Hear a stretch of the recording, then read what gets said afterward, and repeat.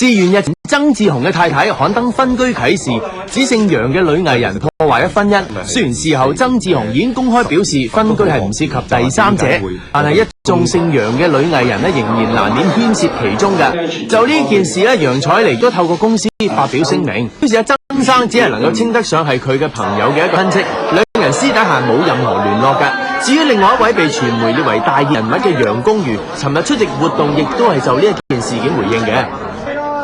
呢排姓楊嘅即係女藝人咧都非常之忙，要去同啲記者解話。其實究竟你識唔識得呢一個曾志雄先生？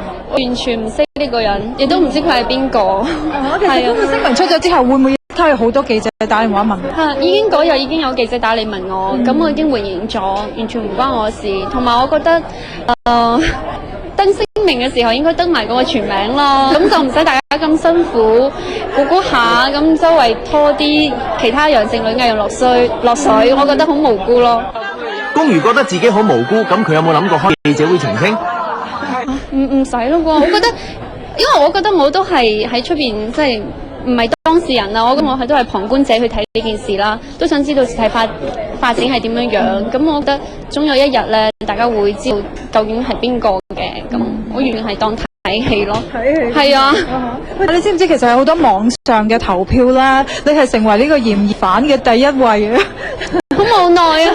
我都唔知嬲定笑好。咁係咯，希望以後有啲咩最喜歡嘅女演員啊，最靚嘅女演員選舉咧，都選我第一位啊！唔該，多謝。